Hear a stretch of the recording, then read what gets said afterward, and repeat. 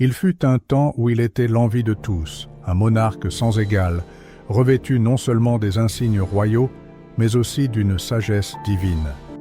Le roi Salomon, fils de David, était un homme choisi par le Très-Haut, doté d'une intelligence si profonde que même la reine de Saba en fut saisie d'admiration. Il était destiné non seulement à hériter du trône, mais aussi à connaître la faveur, la gloire et un héritage dont la plupart des hommes ne peuvent que rêver. Mais que se passerait-il si le crépuscule de la vie de Salomon s'avérait radicalement différent de son aube? Et si, sous le voile d'or et de splendeur, quelque chose de sinistre avait mûri insidieusement? Que se passait-il réellement derrière les murs du palais durant les derniers jours de son règne? Pourquoi un homme qui communiait autrefois avec Dieu finit-il par s'incliner devant des idoles sans âme? Et comment celui qui avait érigé un temple put-il finalement détruire sa propre âme? Écoutez bien, l'histoire de Salomon n'est pas qu'une simple excursion historique. C'est un miroir spirituel, reflétant les dangers cachés d'une fierté débridée, du compromis spirituel et de l'attrait trompeur du succès dénué d'humilité. Comment l'auteur des Proverbes en est-il venu à affirmer, dans l'Ecclésiaste, la vanité de toute chose? Était-il perdu, brisé, ou cherchait-il peut-être à avertir la postérité? Pensez-y. Si l'homme le plus sage qui ait jamais vécu a pu s'égarer, qu'est-ce qui nous fait croire que nous sommes invulnérables? Peut-être les détails de la chute de Salomon n'ont-ils pas été conservés pour le dénigrer, mais pour avertir les autres? Ce récit ne concerne pas seulement un roi, mais quiconque s'est déjà élevé très haut pour ensuite ressentir un vide intérieur, qui a entendu la voix de Dieu, mais a choisi un autre chemin, qui a créé quelque chose de magnifique, mais a découvert que cela ne pouvait combler le gouffre béant de l'âme. Vous êtes-vous déjà demandé, c'est eux qui se passent lorsque les bénédictions se transforment en fardeau, ou lorsque la sagesse n'est plus accompagnée par l'obéissance? Dans les instants qui suivent, le voile se lèvera sur les derniers jours de Salomon, et ses réflexions, et ses regrets, et sa fin tragique.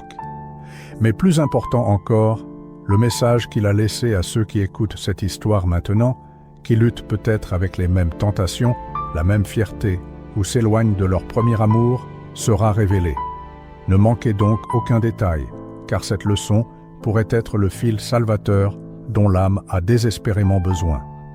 Ainsi, transportons-nous au chapitre final et angoissant de la vie du roi Salomon, à l'ascension, à la chute et à la peine silencieuse d'un homme qui possédait tout, mais qui a peut-être perdu le plus précieux. Êtes-vous prêt à découvrir quoi? Alors commençons. L'ascension de Salomon sur le trône ne fut pas un simple acte de succession, mais une providence divine envoyée d'en haut. Il n'était pas seulement le fils de David et de Bathsheba, mais l'héritier élu d'une promesse, celui par qui la sagesse du Très-Haut devait se répandre sur le peuple. Et bien que beaucoup s'attendaient à que le roi établisse son pouvoir par la force militaire ou des intrigues politiques, l'ascension de Salomon fut marquée par quelque chose de bien plus sacré, l'onction de la grâce divine. Dès le début du règne de Salomon, la présence du Très-Haut était palpable. Une nuit, alors que le ciel silencieux s'étendait sur Gabaon, le Seigneur apparut à Salomon dans un rêve merveilleux. Ce n'était pas une simple vision, mais une adresse directe du Créateur, comme le rapporte le premier livre des Rois, chapitre 3, verset 5. Dieu posa la question au roi, « Demande que tu veux que je te donne. » Imaginez cela un instant. Que demanderiez-vous si le Créateur de l'univers vous offrait d'exaucer votre vœu le plus cher? Salomon aurait pu souhaiter des trésors incalculables, la défaite de ses ennemis ou même l'immortalité. Mais à un moment qui restera à jamais gravé dans l'histoire, il inclina humblement son cœur. « Accorde à ton serviteur un cœur intelligent pour juger ton peuple avec justice, demanda-t-il dans le premier livre des Rois, chapitre 3, verset 9, afin de discerner entre le bien et le mal, car qui pourrait gouverner un peuple aussi grand que le tien? Sentez-vous la profondeur de cette requête? Elle ne concernait pas un avantage personnel, mais la sagesse pour les autres, la justice et la droiture. Et les cieux répondirent avec allégresse. La Bible nous dit dans le premier livre des Rois, chapitre 3, versets 10 à 14, que Dieu fut si satisfait de la requête désintéressée de Salomon qu'il lui accorda non seulement la sagesse demandée, supérieure à celle de tous les autres, mais le combla aussi de bénédictions dont il n'avait même pas rêvé.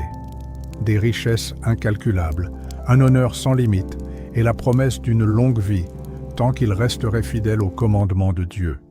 Mais pourquoi ce début fut-il si extraordinaire? Peut-être la manière dont une vie commence contient-elle souvent les clés de sa fin? Quelque chose de plus que la simple autorité royale, quelque chose de sacré, avait-il été confié à Salomon? Les premières années du règne de Salomon brillent d'espoir et de possibilités. Cependant, comme nous le verrons bientôt, même les débuts les plus éclatants peuvent être assombris par les choix ultérieurs. Comment un homme doté d'une telle perspicacité divine a-t-il pu finalement s'engager sur une voie qui l'a éloigné de la source même de sa sagesse? Continuez à suivre, car en approfondissant l'histoire de Salomon, nous en apprenons non seulement sur le roi, mais aussi sur nous-mêmes. Peu de temps après que Dieu eut déversé la sagesse divine sur Salomon, ce don fut mis à l'épreuve dans une affaire qui marqua à jamais le début de sa légendaire perspicacité. Deux femmes, toutes deux affirmant être la mère du même enfant, se présentèrent devant le roi. Leurs voix étaient remplies de désespoir et leur cœur déchiré par le chagrin et la mélancolie. Ce n'était pas une simple dispute juridique, mais un moment qui exigeait une perspicacité surnaturelle. Quelle sagesse pouvait percer une telle tempête d'émotions, de tromperies et de douleurs? Dans le premier livre des Rois, chapitre 3, versets 16 à 28, cette rencontre est décrite avec révérence et tremblement. Salomon écouta leurs arguments calmement et sans hâte. Puis il donna un ordre glaçant. Apportez une épée et coupez l'enfant vivant en deux, en donnant une moitié à chaque femme. Un silence rempli d'incrédulité s'installa dans la pièce. Mais l'intention de Salomon n'était jamais la violence, c'était une révélation. À cet instant, la vraie mère s'écria, suppliant le roi de donner l'enfant à l'autre femme, pourvu qu'il reste en vie. Son amour était sacrificiel, désintéressé, et révéla instantanément en elle la vraie mère. Ce n'était pas une simple décision judiciaire, c'était un plan divin rempli d'un sens profond. Le peuple d'Israël fut stupéfait par l'intelligence extraordinaire du roi, chuchotant entre eux, seul le Seigneur pouvait doter un souverain d'une telle sagesse. À partir de ce jour, la renommée de Salomon, en tant qu'homme rempli de l'Esprit de Dieu, commença à se répandre bien au-delà des terres d'Israël.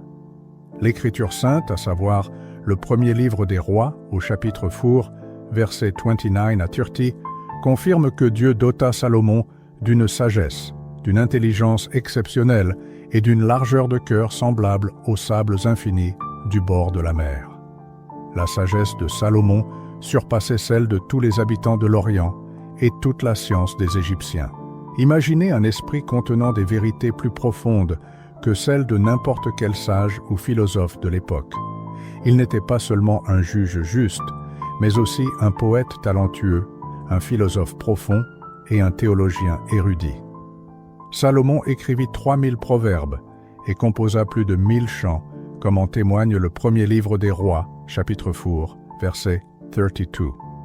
Ces œuvres révélaient les mystères intimes de la vie, abordant les questions de la création du monde, les principes du leadership, la compréhension de la nature humaine et la révérence envers Dieu.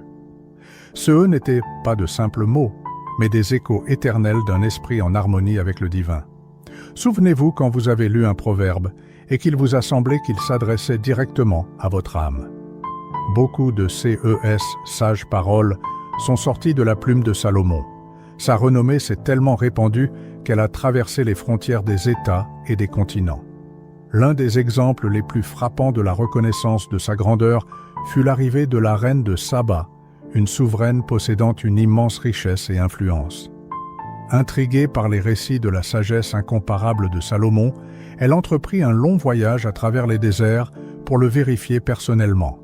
Elle n'arriva pas par simple curiosité, mais avec des questions si complexes que seul celui qui possédait le don divin de la perspicacité pouvait y répondre.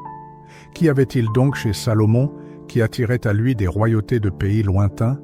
Était-ce seulement son intelligence exceptionnelle? Ou était-ce la présence palpable de Dieu qui l'entourait?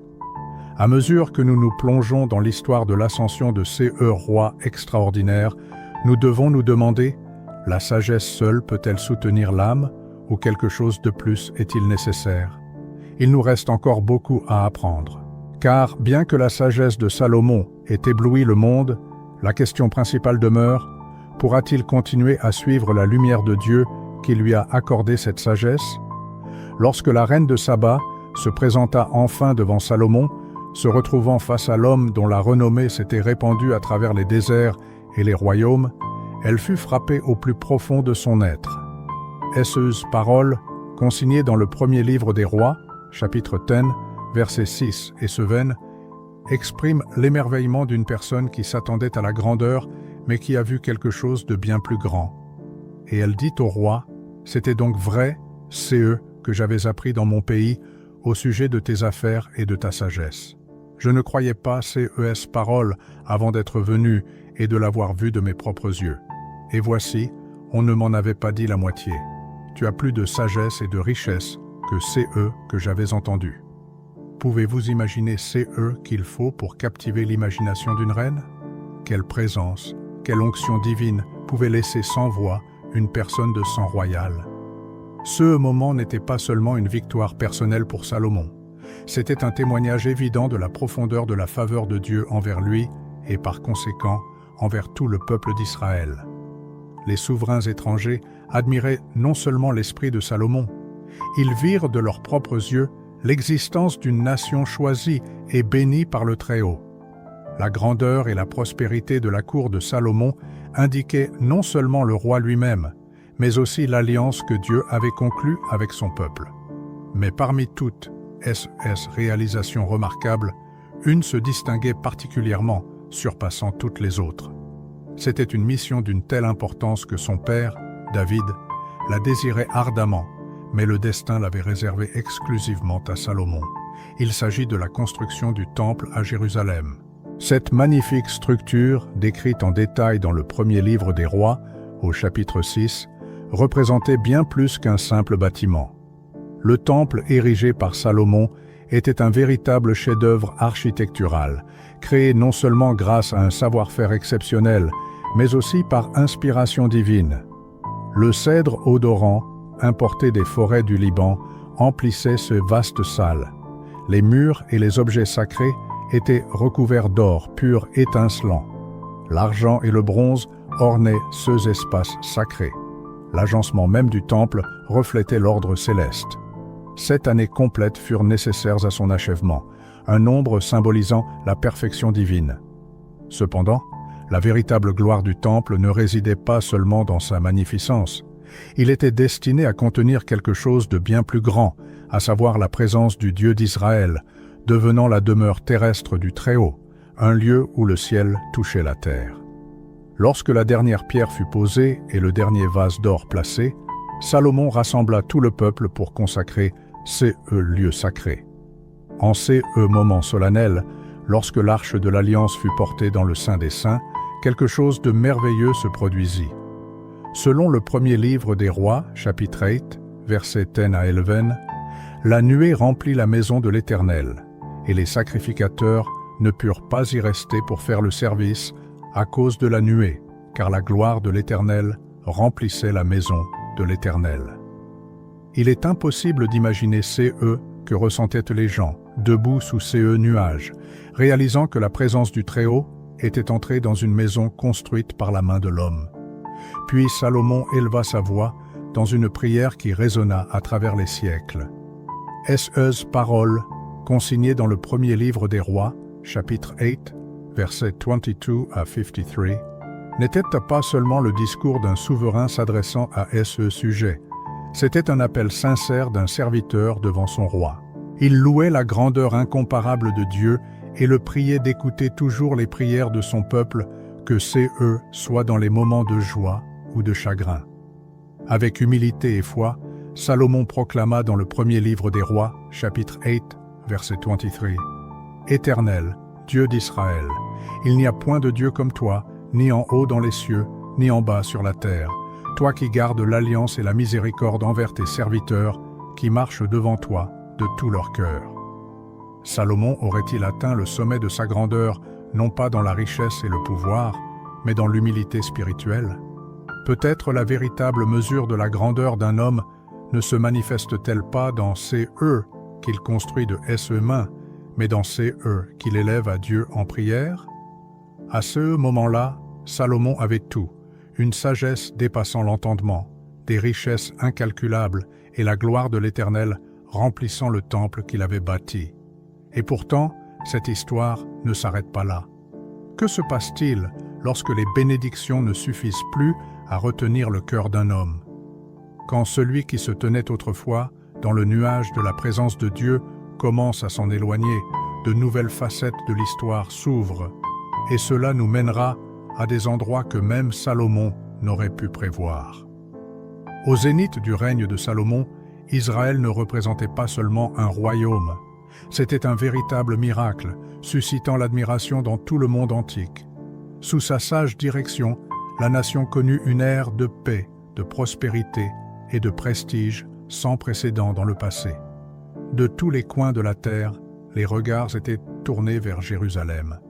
Ceux qui avaient été autrefois un petit État, souvent assiégé, s'étaient transformés en un phare resplendissant de bénédictions divines, attirant des marchands, des savants, des nobles et même des rois, avides de voir la gloire qui entourait Salomon.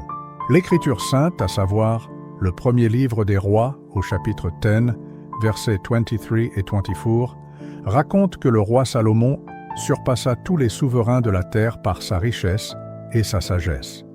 Des nations entières cherchaient à se présenter devant Salomon afin d'écouter la sagesse dont le Très-Haut l'avait doté. Imaginez cette scène, des monarques de pays lointains, chacun avec ce Dieu, ses coutumes et ses empires, mettaient de côté leur fierté et parcouraient d'immenses distances pour avoir l'honneur d'écouter un homme marqué par un don divin. Qu'y avait-il donc chez Salomon qui suscitait une telle vénération dans le cœur des hommes les plus puissants de l'époque? Sa richesse était véritablement légendaire. Salomon contrôlait les routes commerciales clés reliant les grandes civilisations d'Égypte et de Mésopotamie, c'est eux qui lui permettaient de tenir le pouls économique du monde antique entre ses mains. Ses navires sillonnaient les mers, revenant tous les 3 ans avec des cargaisons exotiques, de l'or, de l'argent, de l'ivoire, des singes et des ponts, comme détaillé dans le premier livre des rois, chapitre 10, verset 22. Ces n'étaient pas de simples trésors, mais des symboles d'une influence s'étendant à travers les cultures et les continents. Le nom de Salomon était prononcé avec révérence dans les cours royales, bien au-delà des terres israéliennes. Dans le premier livre des rois, chapitre 10, verset 14, un chiffre étonnant est donné: 666 talents d'or affluaient chaque année dans son trésor. Cela représente plus de 25 tonnes d'or par an, sans compter les revenus des marchands et des alliés. À quoi ressemblerait une telle richesse incalculable, rassemblée en un seul endroit? Comment un seul homme pouvait-il posséder une telle abondance sans que cela n'asservisse son âme? Et que dire de son trône, un véritable chef-d'œuvre d'art et un symbole de pouvoir? Selon le premier livre des rois, chapitre 10, versets 18 à 20, il était fait d'ivoire et recouvert d'or pur. 6 marches menaient au siège, et chacune était gardée par de majestueux lions, 12 statues au total, comme des sentinelles de force et de puissance. Aucun autre trône, dans aucun autre royaume, ne pouvait rivaliser avec lui. Ce n'était pas un simple siège, mais l'incarnation visible que le règne de Salomon surpassait tous les autres. Cependant, le luxe ne se limitait pas aux appartements royaux. Dans le premier livre des rois, chapitre 10, verset 21, il est dit: « Et tous les vases à boire du roi Salomon étaient d'or, et tous les vases de la maison de la forêt du Liban étaient d'or pur. L'argent n'était compté pour rien au temps de Salomon. » Imaginez une vie à une époque où l'argent, si précieux dans la plupart des pays, était considéré comme quelque chose de commun et indigne de la table royale. L'ampleur même de l'opulence faisait briller la vie quotidienne au palais, comme dans un rêve enchanté. Mais derrière toute cette magnificence et cet éclat, une question inexprimée commence à s'insinuer. Une telle richesse débridée aurait-elle pu aveugler même le plus sage des hommes? Avec chaque nouveau trésor, chaque alliance conclue et chaque structure ornée d'or, quelque chose commençait imperceptiblement à changer. Cette grandeur était-elle toujours le reflet d'une bénédiction divine ou se transformait-elle en miroir de la fierté grandissante de Salomon? Il est très tentant de croire qu'un succès incessant est un signe infaillible de la grâce divine. Mais que se passerait-il si, sous les coupes d'or et les trônes gardés par des lions, les premières fissures avaient déjà commencé à apparaître? Et si l'abondance même, destinée à glorifier Dieu, avait insidieusement commencé à détourner le cœur du roi de lui? Salomon se tenait au sommet du monde, mais que se passe-t-il lorsque les hauteurs deviennent si vertigineuses qu'on oublie la terre sous pieds?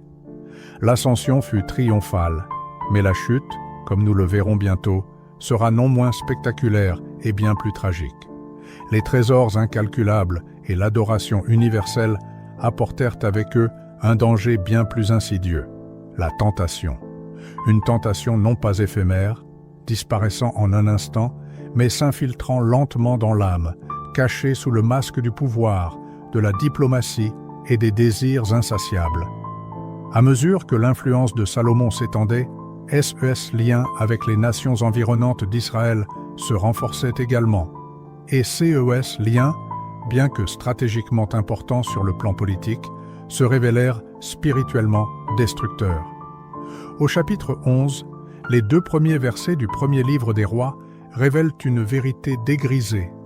Le roi Salomon aima beaucoup de femmes étrangères, outre la fille de Pharaon, des Moabites, des Ammonites, des Édomites, des Sidoniennes, des Hittites, des nations dont l'Éternel avait dit aux enfants d'Israël, « Vous n'irez point chez elles, et elles ne viendront point chez vous, de peur qu'elles n'inclinent votre cœur vers leur Dieu. » Et pourtant, Salomon, autrefois le plus sage des hommes vivant sur terre, décida de mépriser ces mêmes dieux qu'il avait dotés d'une telle sagesse.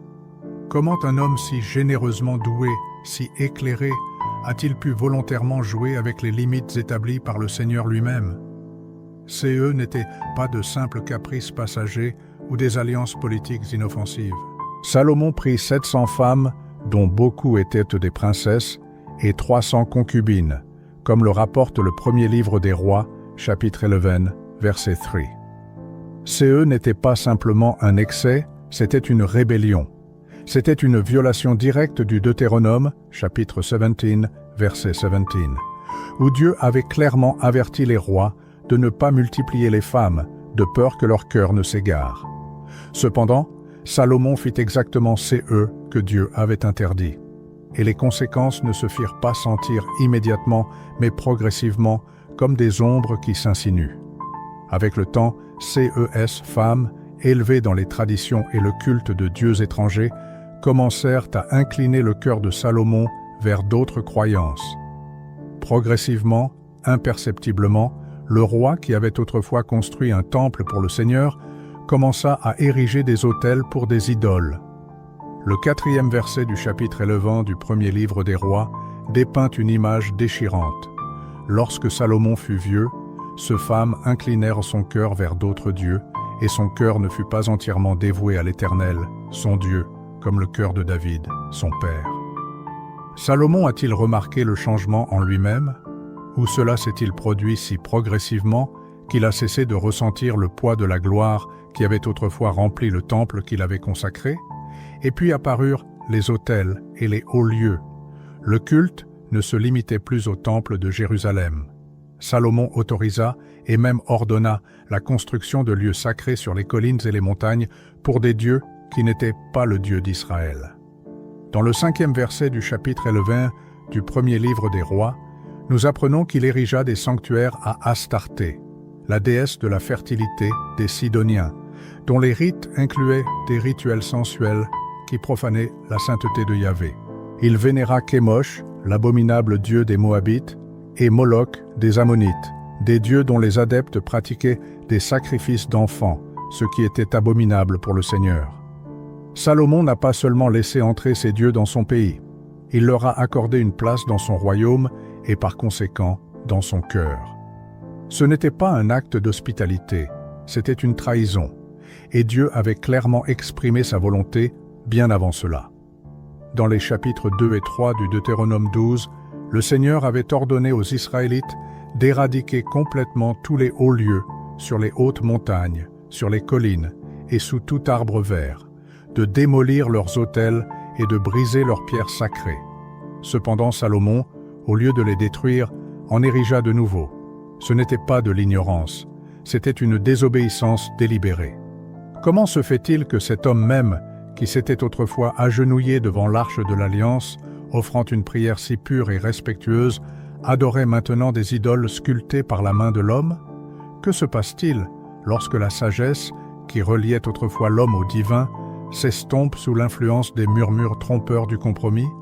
C'est là que se manifeste l'ironie tragique du destin. Cette même sagesse que Salomon avait demandée pour discerner le bien du mal s'est retrouvée obscurcie non par un manque de connaissance, mais par la dualité de son affection. La sagesse, dépourvue d'obéissance, se transforme en malédiction. L'influence, non étayée par l'intégrité, devient idolâtrie. Vous êtes-vous déjà demandé comment un homme peut s'écarter à ce point de son chemin initial? La chute de Salomon ne fut pas un événement instantané, ce fut une destruction progressive de la révérence, une désintégration imperceptible de la dévotion. Et c'est là que réside un avertissement pour nous tous. Aucune bénédiction, aussi divine soit-elle, ne peut protéger un cœur qui se détourne de celui qui a accordé cette bénédiction. Mais ce n'est pas encore la fin de l'histoire. Comment Dieu réagira-t-il à une telle trahison? Et y avait-il encore de l'espoir pour le roi le plus sage qui avait oublié la source de sa sagesse?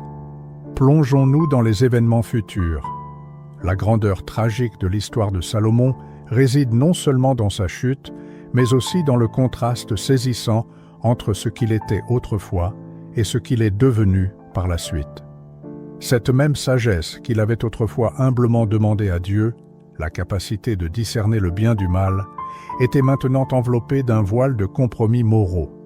Ce qui avait commencé comme une perspicacité s'était transformé en distorsion. Ce qui avait autrefois été une lumière dans son âme avait été atténué par le scintillement séduisant de l'idolâtrie. Ce ne fut pas une chute soudaine, ce fut une lente destruction d'un cœur divisé, tiraillé dans différentes directions par des attachements dont Dieu avait averti il y a longtemps. Depuis l'époque de Moïse, le commandement du Seigneur était clair. Les mariages avec des nations étrangères conduiraient à la ruine spirituelle. Dans le livre du Deutéronome, au chapitre 7, versets 3 à 4, une sévère mise en garde est donnée. Tu ne t'uniras point par des mariages avec ces peuples, tu ne donneras point tes filles à leurs fils, et tu ne prendras point leurs filles pour tes fils, car ils détourneraient tes fils de me suivre et de servir d'autres dieux. Ce n'était pas de simples instructions pour préserver l'identité culturelle, c'étaient des mesures de précaution destinées à protéger le cœur de la destruction spirituelle. Et pourtant, Salomon, l'homme qui se tenait autrefois avec révérence devant l'arche de l'Alliance, franchit ses limites avec une indifférence froide. Contrairement à la clarté de la parole de Dieu, il permit à son cœur de se laisser entraîner et de s'emmêler dans les dieux des pays étrangers. Les femmes qu'il aimait le tiraient dans des directions qui l'éloignaient de plus en plus du Seigneur. Quel est le prix lorsque l'amour est placé au-dessus de l'obéissance? La loyauté fragmentée de Salomon contraste fortement avec l'héritage de son père, David. David, sans aucun doute, commit de graves péchés, mais son cœur revenait toujours à Dieu. Il se repentait, pleurait et adorait sincèrement. Salomon, en revanche, dérivait sans intention de revenir. Il continuait d'ériger des autels aux idoles. Il continuait de pratiquer le culte sur les hauts lieux que Dieu avait interdits. Et, le plus terrible, il le faisait avec un cœur refroidi envers celui qu'il avait autrefois appelé bien-aimé. Le mécontentement de Dieu n'était pas un secret. Il fut clairement exprimé 2 fois. Une fois à Gabaon et une autre fois à Jérusalem, le Seigneur lui-même apparut à Salomon à 2 reprises. Combien de personnes dans toute l'histoire ont été honorées d'une visite de la voix et de la présence de Dieu, non pas une, mais 2 fois? Et pourtant, Salomon se détourna. Que cela dit-il du cœur humain, si même des rencontres directes avec Dieu s'avèrent insuffisantes pour prévenir la rébellion? Dans le premier livre des Rois, au chapitre 9, versets 6 et 7, le Très-Haut prononça des paroles à faire froid dans le dos. « Si vous et vos fils vous détournez de moi, et que vous ne gardez pas mes commandements et mes ordonnances que je vous ai donnés, et que vous allez servir d'autres dieux et vous prosterner devant eux, alors j'exterminerai Israël de la face de la terre que je leur ai donnée. » Ce n'étaient pas des menaces creuses jetées au vent, c'étaient des vérités divines prononcées avec miséricorde, mais aussi avec justice. Salomon avait été averti d'en haut, il était entouré d'amour, il avait été choisi pour un grand dessein, et pourtant, il préféra prendre un autre chemin. Les conséquences de son choix sont consignées dans le premier livre des Rois, au chapitre 11, versets 9 et 10. Et l'Éternel fut irrité contre Salomon, parce que son cœur s'était détourné de l'Éternel, le Dieu d'Israël, qui lui était apparu 2 fois. Il lui avait défendu de suivre d'autres dieux, mais il n'avait pas gardé ce que l'Éternel lui avait commandé. Ces mots sont empreints d'une profonde tristesse. Salomon ne s'est pas seulement détourné de Dieu, mais il a endurci son cœur contre celui qui lui était apparu face à face, qui lui avait parlé directement. Comment la sagesse peut-elle subsister dans une âme qui cesse d'écouter la voix de Dieu? Dans l'histoire tragique de Salomon, nous sommes confrontés à une vérité amère. Même les plus sages des hommes peuvent tomber lorsqu'ils cessent de craindre le Seigneur. Même ceux qui ont été généreusement dotés peuvent s'égarer lorsque leurs affections sont partagées entre Dieu et les tentations terrestres. Et même le règne le plus glorieux peut s'effondrer lorsque le cœur oublie la source de sa grandeur. Mais est-ce la fin de l'histoire de Salomon? Ou peut-être, sous la couche de regrets et de ruines, se cache une étincelle de repentance, une dernière leçon pour les générations futures? La chute de Salomon, son apostasie, résonne à travers les siècles non pas comme un simple épisode triste. C'est un avertissement divin adressé à nous tous. Sa vie, autrefois marquée par une faveur incroyable d'en haut, sert maintenant d'exemple édifiant, gravé dans les pages de l'Écriture sainte. C'était un homme à qui tout avait été donné, une sagesse céleste, des richesses incalculables et la présence visible de Dieu. Et pourtant, il échangea tout cela, non pas contre le pouvoir, non pas contre la survie, mais contre la faveur éphémère de ces femmes et des faux dieux qu'elles adoraient. Qu'est-ce que nous sommes prêts à sacrifier lorsque nous désirons l'amour des autres plus que l'amour du Très-Haut? La tentation s'insinua discrètement. Elle ne vint pas comme une armée ennemie aux portes, mais comme un doux murmure dans les recoins du cœur. Progressivement, les affections de Salomon changèrent. Son regard, autrefois tourné vers les cieux, se tourna vers les autels d'Astarté et de Moloch. Et avec chaque sacrifice offert à ces idoles, il abandonnait quelque chose de sacré, sa loyauté, son essence véritable, son destin. Mais Dieu ne reste jamais indifférent face à la trahison. Cette même voix qui avait autrefois offert à Salomon tous ces qu'il pouvait désirer, résonna maintenant avec un jugement juste. Dans le premier livre des Rois, au chapitre 11, verset 11, le Seigneur prononça son verdict. « Puisque tu as agi ainsi, et que tu n'as pas gardé mon alliance et mes commandements que je t'avais prescrits, je t'arracherai le royaume et je le donnerai à ton serviteur. » Sentez-vous toute la gravité de cette décision? Il ne s'agissait pas seulement de Salomon, il s'agissait de toute une nation dont le destin allait maintenant changer à cause de l'erreur d'un seul homme.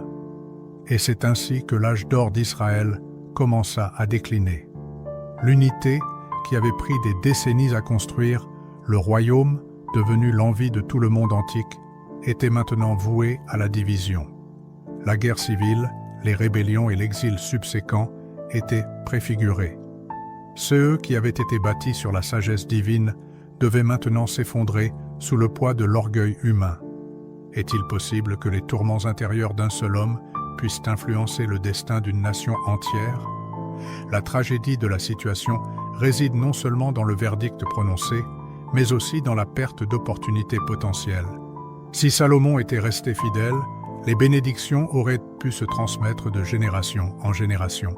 Cependant, au lieu de cela, le royaume fut divisé, non pas du vivant de Salomon, mais sous le règne de son fils, Roboam. Fut une conséquence de la désobéissance de Salomon. Même un tel report de la punition reflétait la miséricorde du Très-Haut. Néanmoins, le mal était fait. L'histoire de Salomon sert de rappel sévère qu'aucune bénédiction ne peut protéger un homme des conséquences de s'éloigner de Dieu. La chute de Salomon ne fut pas due à l'ignorance ou à la faiblesse, mais à une loyauté mal placée. Cela nous pousse tous à nous demander « Quels autels avons-nous érigés dans nos cœurs ? Quels compromis avons-nous faits pour l'amour, le succès ou le confort ?» Le jugement de Dieu ne vint pas dans le chaos, mais avec clarté, rapidité et fermeté, tout en étant tempéré par une divine retenue. Bien que Salomon ait affligé le Seigneur par manifestations répétées de désobéissance, la réaction de Dieu n'était pas basée uniquement sur la colère, mais aussi sur l'alliance, le souvenir et la miséricorde. Pour l'amour de David, le fidèle serviteur qui avait servi Dieu de tout son cœur, le royaume ne fut pas arraché du vivant de Salomon. Les mesures disciplinaires furent reportées. Même au moment du jugement, Dieu se souvenait de sa promesse. Cela se reflète dans le premier livre des Rois, chapitre 11, versets 12 et 13, où le Seigneur dit « Toutefois, à cause de David, ton père, je ne le ferai pas pendant ta vie. C'est de la main de ton fils que je l'arracherai. Mais je n'arracherai pas tout le royaume. Je donnerai une tribu à ton fils à cause de David, mon serviteur, et à cause de Jérusalem que j'ai choisi. » Ces paroles démontrent comment la justice et la miséricorde vont de pair. Les conséquences étaient inévitables, mais la compassion de Dieu a préservé un reste. Cela ne témoigne-t-il pas de la profondeur du caractère de notre Dieu, qui punit, mais toujours avec amour? Salomon, malgré son élection, permit à son cœur de s'éloigner trop de Dieu, qu'il avait élevé. Le résultat de sa loyauté divisée ne se refléta pas seulement dans son propre héritage, mais frappa aussi son fils Roboam, qui hérita du trône et de la punition qui l'accompagnait. Puis la prophétie intervint dans la politique et les cérémonies. Dans le premier livre des Rois, chapitre 11, versets 29, 30 et 31, un événement symbolique et frappant se produisit. Le prophète Ahijah rencontra Jéroboam, l'un des fonctionnaires de confiance de Salomon, sur la route en dehors de Jérusalem. Là, loin des regards du palais, Ahijah accomplit un acte qui ébranla les fondements de la monarchie israélienne. Il prit son vêtement neuf, encore jamais porté, et le déchira en 12 morceaux distincts. Puis il dit à Jéroboam, « Prends pour toi 10 morceaux, car ainsi parle l'Éternel, le Dieu d'Israël. Voici, j'arracherai le royaume de la main de Salomon, et je te donnerai 10 tribus. » On peut imaginer le silence qui suivit cet acte. La déchirure du tissu devint le symbole de la division de la nation. Eux qui avaient été unis sous David et glorifiés sous Salomon étaient maintenant voués à la division. Vêtements, déchirés en 12 morceaux, reflétaient la réalité à venir, un royaume divisé. 10 tribus reviendraient à Jéroboam, un homme choisi non par lien de sang, mais par la volonté souveraine de Dieu.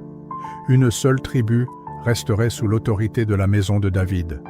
C'était une braise scintillante, préservée pour Jérusalem et pour l'alliance conclue avec David, bien avant cela.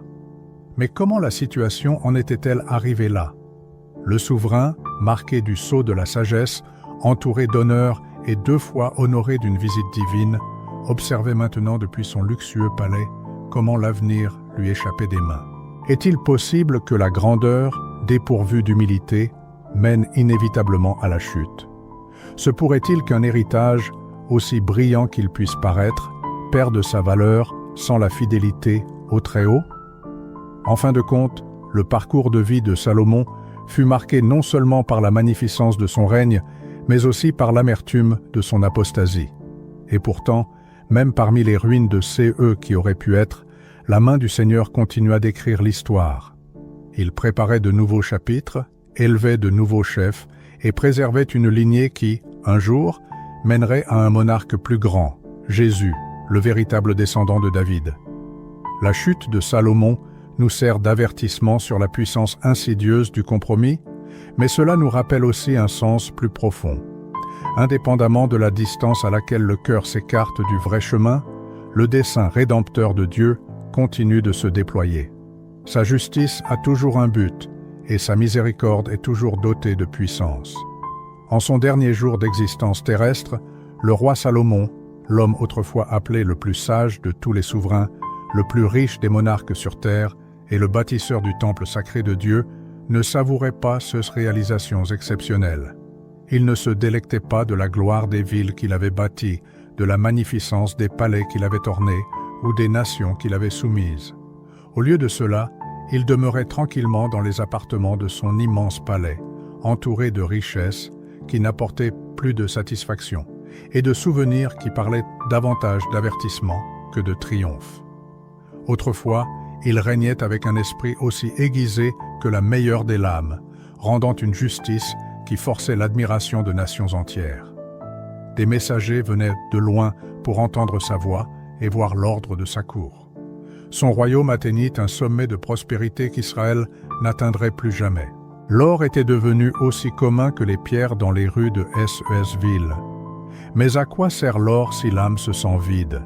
Quel réconfort la magnificence peut-elle apporter à un cœur accablé de regrets? C'est dans ces années crépusculaires, alors que la flamme de sa vie s'éteignait, que Salomon reprit la plume, non pour composer des proverbes pour les princes, mais pour lutter avec les questions tourmentantes de l'existence elle-même. Ces paroles furent consignées dans le livre de l'Ecclésiaste, un texte imprégné à la fois de chagrin et de vérité sacrée. Et dans ce première ligne, le poids de son repentir devient évident. « Vanité des vanités » s'écrit-il dans l'Ecclésiaste, chapitre 1, verset 2. Tout est vanité. Ce ne sont pas les mots d'un homme qui manquait de succès. C'est le cri d'un homme qui a touché à tous ces que ce monde pouvait offrir, mais qui n'a pas trouvé de paix durable, car il a laissé partir celui qui lui avait tout donné. Sentez-vous la douleur dans ces mots? La douleur de celui qui a bâti sa vie avec faste et éclat, mais qui a oublié l'essentiel, le fondement de tout. Salomon fut jadis un vase choisi de la sagesse de Dieu, mais en se laissant entraîner par la quête des plaisirs, en faisant des concessions aux idoles et en cherchant l'approbation des autres au lieu de la dévotion au Seigneur, il perdit l'essence même de ces qui rendait sa vocation divine. Il savait ces qui étaient justes, mais ne le fit pas. Il vit la gloire de Dieu descendre sur le temple qu'il avait construit, et pourtant, plus tard, il érigea des sanctuaires pour des dieux exigeant des sacrifices d'enfants. Comment un début si saint a-t-il pu mener à une fin si tragique? Les dernières révélations de ces sages étaient dépourvues de pathos accusateur comme de discours justificatifs. Elles mettaient à nu l'essence, se distinguaient par leur sincérité et leur douloureuse franchise. Dans le livre de l'Ecclésiaste, Salomon ouvre une fenêtre sur les profondeurs d'une âme qui a exploré toutes les manifestations de l'hédonisme, mais qui a finalement réalisé que tout cela n'était qu'une vapeur éphémère, une vaine poursuite d'un vent insaisissable. Son héritage est devenu une leçon instructive pour la postérité. Et pourtant, même dans les cendres d'un amer regret, on peut trouver des parcelles de sagesse. Même dans sa profonde affliction, Salomon nous indique la seule valeur qui ait une importance durable. Dans le dernier chapitre de l'Ecclésiaste, il déclare « En fin de compte, voici à quoi tout se résume. Crains Dieu et observe ce commandement, car c'est là tout le devoir de l'homme. » Ecclésiaste, chapitre 12, verset 13. Ces dernières paroles ne proviennent pas d'un souverain trônant, mais d'une âme libérée des illusions trompeuses, enrichie par l'expérience et revenue à la vérité qu'elle avait autrefois rejetée. Peut-être le don le plus précieux que Salomon nous ait laissé n'est-il pas ce richesse incalculable, ni ces proverbes édifiants, ni ces majestueuses créations architecturales, mais précisément cette confession vulnérable, cet avertissement pour les sages, cet appel aux chercheurs et ce phare pour ceux qui sont tentés par les promesses séduisantes de ce monde. En fin de compte, l'histoire de Salomon est un reflet. Elle s'adresse à chacun de nous avec cette question. Quelle chimère poursuivons-nous? Quel faux autel avons-nous érigé? Et nous souviendrons-nous de Dieu qui nous a tout donné avant que l'heure du repentir tardif n'arrive? Quand le soleil déclinait en son dernier jour terrestre, Salomon, l'homme autrefois revêtu des rayons de la gloire, couronné de sagesse et entouré d'une splendeur sans pareille, était assis seul dans son majestueux palais, plongé dans de profondes réflexions. Les murs autour de lui scintillaient d'un éclat doré.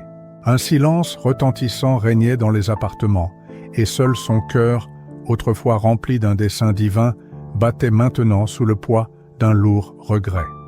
Son esprit revenait involontairement à l'époque où il était plein d'une pure dévotion, à ce jour mémorable où il se tenait devant le temple récemment érigé, une structure majestueuse dont la construction avait duré 7 ans, bâtie avec du cèdre du Liban choisi, recouverte d'or étincelant et destinée à être la demeure de la présence toute puissante du Seigneur. Ce jour-là, décrit dans le premier livre des Rois, au chapitre 8, était empli d'une atmosphère de sainteté et de révérence. Il leva les mains devant le peuple, prononça une prière sincère et fut témoin de la descente de la gloire de Dieu, comme un nuage sur le sanctuaire sacré. Les prêtres ne pouvaient même pas se tenir debout pour continuer leur service, car la présence du Seigneur était si accablante. C'était une confirmation divine indubitable que Salomon suivait le chemin que le Créateur lui avait indiqué. Mais c'était un Salomon bien différent. C'était un jeune homme rempli d'amour pour Dieu, débordant de nobles aspirations et humble face à sa haute vocation. Maintenant, dans le silence de la vieillesse qui approchait, il réalisait clairement à quel point il s'était éloigné de ces chemins lumineux. Dans le livre de l'Ecclésiaste, au chapitre 2, versets 10 à 11, il écrit avec une honnêteté déchirante. « Tous ceux que mes yeux désiraient, je ne les en ai pas privés. Je n'ai pas retenu mon cœur de quelque plaisir que ces soient, car mon cœur se réjouissait de tous mes travaux, et ce fut ma récompense pour tous mes efforts. Mais quand j'ai regardé toutes les œuvres que mes mains avaient refaites, et le travail que j'avais accompli en les créant, j'ai vu que tout cela n'était que vanité et poursuite du vent, et qu'il n'y en avait aucun profit sous le soleil. Il avait goûté à tous ceux que ce monde pouvait offrir, et pourtant cela avait laissé son âme vide et tourmentée. Il se souvenait des vignobles qu'il avait lui-même plantés, des palais somptueux qu'il avait conçus, des trésors rares qu'il avait rapportés de terres lointaines et exotiques. Il avait rempli ceux appartements des sons de la musique, des rires joyeux et des parfums enivrants du luxe. Des serviteurs dévoués attendaient son moindre signe. Des rois influents et de belles reines lui rendaient de grands honneurs. Et pourtant, rien de tout cela ne pouvait étouffer la douleur sourde et lancinante de son âme tourmentée, la nostalgie de Dieu qu'il avait autrefois aimé de tout son cœur. Lorsque Salomon contemplait l'abîme des jours passés, il voyait clairement le prix qu'il avait dû payer pour les compromis. Haisseux mariage avec des femmes étrangères, conçus pour renforcer les alliances politiques, avait progressivement mais inexorablement étouffé son essence spirituelle. Les idoles qu'elles avaient introduites dans sa vie avaient détourné son cœur de celui qui lui était apparu 2 fois en vision. Comment avait-il pu oublier cette même voix qui avait autrefois retenti avec une telle puissance, remplie de grâce et de promesses? Dans le livre de l'Ecclésiaste, au chapitre 5, verset 10, est exprimée sa profonde déception face à la richesse. « Celui qui aime l'argent ne sera jamais rassasié d'argent, et celui qui aime les richesses n'en tirera aucun profit, et cela aussi est vanité. » Ce n'était plus une simple théorie, mais l'amère expérience de sa propre vie. Il avait vainement tenté de combler le vide intérieur avec tout, sauf celui qu'il avait créé. Et maintenant, à l'approche de son départ, il comprit enfin la vérité qu'il avait autrefois prêchée, mais qu'il n'avait pas lui-même suivie. Dans sa jeunesse, Salomon écrivit « Confie-toi en l'Éternel de tout ton cœur, et ne t'appuie pas sur ta propre intelligence. Dans toutes tes voies, reconnais-le, et il aplanira tes sentiers. » C'est enregistré dans le livre des Proverbes, chapitre 3, versets 5 et 6. L'ironie du destin était vraiment profonde. Il avait autrefois enseigné aux autres comment marcher avec Dieu, mais il avait choisi son propre chemin, tortueux et difficile, s'éloignant de celui qui avait guidé ce premier pas. Maintenant que son souffle se faisait plus rare et que ses forces l'abandonnaient, Salomon exposa une dernière vérité. Une vérité née non de spéculations philosophiques ou d'une haute position, mais des cendres d'échecs personnels et d'une révélation divine. Dans le livre de l'Ecclésiaste, au chapitre 12, verset 13, il laisse cette dernière injonction aux générations futures. Écoutons la conclusion de tout cela. Crains Dieu et observe ses commandements. C'est là tout le devoir de l'homme. Ces mots n'étaient pas écrits pour impressionner, mais pour avertir et sauver. Ceux ne sont pas de simples réflexions poétiques, mais la sagesse concentrée d'un homme qui a tout vu, tout eu, tout perdu, et qui, finalement, a trouvé ceux qui comptent vraiment. En fin de compte, l'histoire de Salomon nous présente une vérité sobre, mais en même temps rédemptrice. On peut commencer son chemin avec Dieu, s'égarer grandement, mais quand même arriver à réaliser ce qui est vraiment important. Son histoire nous pose une question éternelle. Pourrons-nous tirer les leçons de sa chute avant qu'elle ne devienne la nôtre? Le dernier jour de Salomon sur terre arriva sans fanfare solennelle, ni célébrations en l'honneur du grand roi. Au lieu de cela, il vint silencieusement, entouré de réflexions et de tristesse. L'homme qui s'était autrefois tenu au sommet du pouvoir, le souverain le plus sage et le plus riche que ce monde ait jamais connu, était maintenant assis en silence, réalisant que toutes ses aspirations terrestres comptaient peu sans la présence de Dieu. Tout lui avait été donné, la sagesse divine, des richesses incalculables et la bénédiction de construire le temple sacré du Seigneur. Et pourtant, en fin de compte, les dons eux-mêmes, qui devaient glorifier Dieu, se transformèrent en distractions qui détournèrent son cœur. Son dernier souffle fut empli non de fierté, mais de prise de conscience. Dans le livre de l'Ecclésiaste, au chapitre 7, verset 29, il confesse « Voici ceux que j'ai trouvés. Dieu a fait l'homme droit, mais eux ont cherché beaucoup d'inventions. Ceux ne sont pas les mots d'un érudit méditant sur la vie. C'est l'amertume d'un homme qui s'est écarté du droit chemin pour découvrir que ce détour n'avait mené qu'à la déception. Salomon, qui brillait de magnificence, fut victime des mêmes tentations contre lesquelles il avait averti les autres. Son cœur, autrefois ardent d'amour pour le Seigneur, s'affaiblit à cause des concessions, s'assombrit par la vénération des idoles et se dispersa sur les nombreux autels érigés pour des dieux étrangers. Ayant commencé son chemin avec dévotion, il le termina avec regret. Mais dans ces regret est enfermé un don précieux, un rappel sobre et important pour nous tous. La sagesse seule ne suffit pas pour être sauvé. La richesse ne peut apporter la satisfaction. Le pouvoir ne peut servir de soutien. Seul un cœur entièrement dévoué à Dieu peut guider une personne à travers la vie avec un but significatif et la préparer à la vie éternelle dans la paix. L'histoire de Salomon est comme un miroir tendu à chaque âme qui aspire au bien terrestre. À quoi bon le succès obtenu au prix d'un vide spirituel? À quoi bon ériger des royaumes si l'on perd en même temps le royaume de Dieu en soi? Que la vie de Salomon nous serve de leçon, celle qu'il a lui-même apprise trop tard.